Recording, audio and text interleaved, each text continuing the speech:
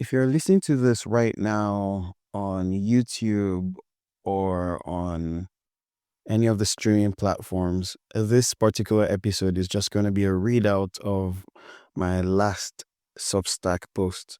This one is titled, "This Aliveness Has No Off Switch," on the illusion of identity, the reality of being, and the life that cannot be lost. I didn't know what hit me, literally. One moment, I was crossing the highway. The next, bam, something hit me. Next, I was coming back to myself, slowly, as if surfacing from underwater, surrounded by a circle of alarmed strangers whose faces flickered with concern and confusion. A hit and run, December 24, 1998. I remember the date vividly. In fact, it's the only date from my early childhood that stood out. News of the accident traveled home at impossible speed, faster than anyone could have driven. A full mile away, and still within 5 minutes, the word had reached them. Brother Gabriel, a family friend and police officer who happened to be visiting, sprinted the distance without hesitation, his duty and devotion fused into motion. My parents followed, slower, weighed down by the years and the suddenness of dread, fumbling for the car keys, fumbling for control. The moment itself unfolded like a scene from a movie. One of those strange cinematic pauses when the frame slows, the sound drops out, and the world folds into silence. I was suspended in that mute interval. The chaos around me, horns, angry calls, footsteps, muted into a soft murmur at the edge of awareness. And within that hush, two distinct impressions seared themselves into me like stamps on wet clay. Well, at least the last impression. First, the stars. Not metaphorical stars, the actual cartoon like spinning flecks of light I'd only ever seen in animations. They danced and pulsed behind my eyes when the car hit me. Seriously, I saw stars. And then the second one, more dazzling. I saw myself seeing myself. It wasn't a dissociation in the clinical sense. It came with a sense of weird relief, but still frightening at the same time. A witnessing of the witness, a moment of being both inside and outside. I didn't have language for it then. I barely do now, but it was unmistakable. There was no effort in it, no transition.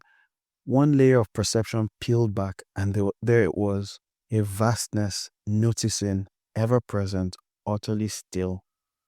Whatever had happened to my body, that part of me, if it could even be called a part, had not flinched. It was a familiar experience, and I'm quite sure you know what I'm talking about. You see, sometimes I would get in trouble and be called into my parents' room to face the consequences, and somehow I would see myself seeing myself. This seeing of oneself by oneself is what I believe could happen in intense suffering. I think it was Ramana Maharshi who I heard was in the throes of death when he realized he had never really known the answer to the question, "Who am I?" He realized that even though his body could die, something within him remained untouched. This realization was so complete that his fear of death disappeared entirely. From that moment, he knew he was not the body, but the self.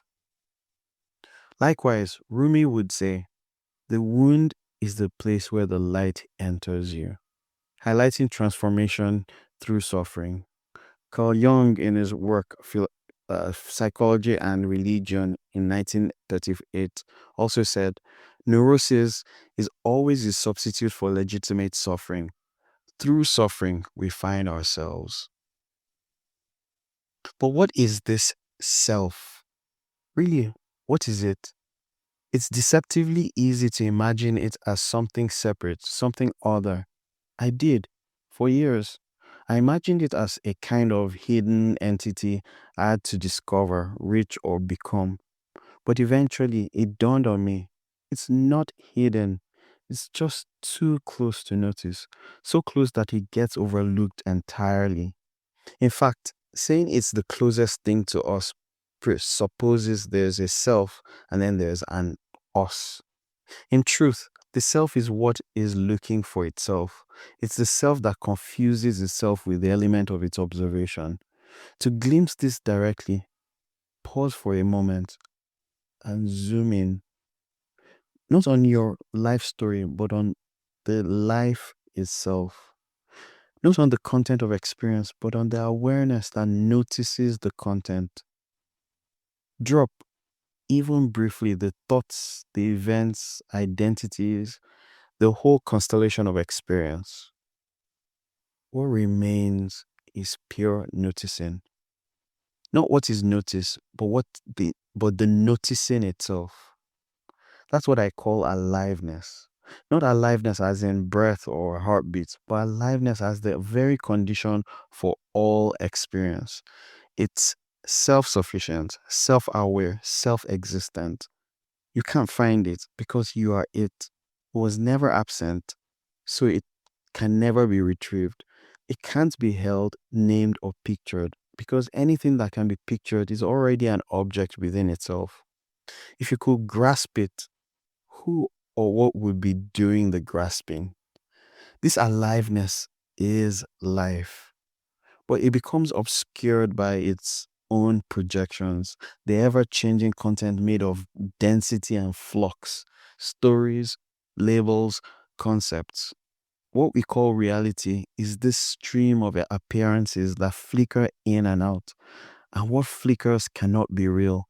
Yet something registers the flicker, something notices the change. I like to say, when attention stops leaping from object to object, what remains is awareness.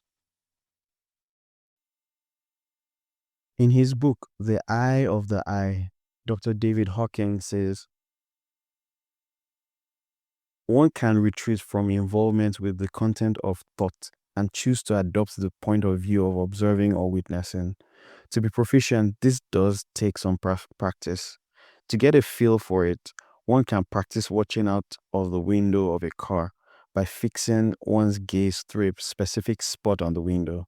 The focus is then no longer on each object specifically, but on an imaginary slit through which objects seem to be streaming by. And as a result, one cannot with certainty identify each object because one does not focus upon them individually. There's something so breathtaking about this shift, so obvious about being aware of this aliveness. Like I mentioned earlier, it is in fact so obvious that we miss it. It's so constant it's missed. So obvious it becomes invisible.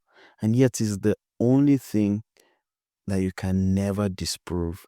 It's the groundless ground of our being, the that which is always here, that which cannot die. The more I settle into this recognition, the more I see the impersonality of all phenomena. My thoughts, neuroses, joys, sufferings, they aren't personal failures or triumphs. They're expressions. They arise like weather systems in the sky of awareness, unique configurations of life expressing itself as this moment in this form. What I once called me begins to feel like an effect, not a cause. A wave crashing for a moment against the shore, a sound that briefly echoes in a hollow room. The individual known as Seye becomes like the shattering of a ceramic mug, sharp, momentary, beautiful, gone. In this light, I see that I do not exist in this body or as it, nor does anyone else. What we are has no edge, no fixed location. And in this knowing, I see no one was ever broken. What I truly am simulates separation for the sake of relationship. This apparent individuation called Sharia is no more separate than a whirlpool is separate from the river. And from that recognition, love arises. Not sentiment, not affection, but the clear seeing of no otherness. Attention turned not toward my life, but toward life itself, generating a kind of joy in the mind that's unspeakable, the joy of recognition. And so, even as I type this, I know it's all ultimately meaningless. Not nihilistically meaningless, but meaning free, as all play is. These lines, this paper, this internet, this character culture, they're just masks the divine ways to play with itself. Oh, this life cannot be extinguished. It is full of mystery. And maybe that's why the moment of that accident still echoes, not because of the trauma, but because of what broke through. Something I didn't have language for at the time, but which now feels unmistakable. The stars, the silence, the crowd, the second scene. It wasn't an anomaly, it was a glimpse, a rupture in the veil of identification. Even as my body lay stunned on the highway, even as voices called out and panic moved around me, something was still, unshakable, watching, present. That aliveness was there before the impact, during it, and after. It never left. It never came. It never can.